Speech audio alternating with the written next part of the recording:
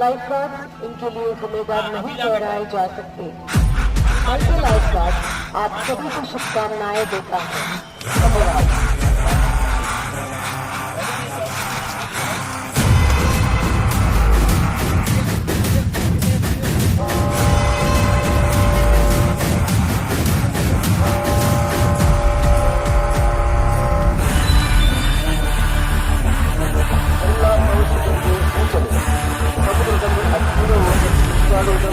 ಮತ್ತು ಆಟವನ್ನು ಸೂಚಿಸಲಾಗಿದೆ.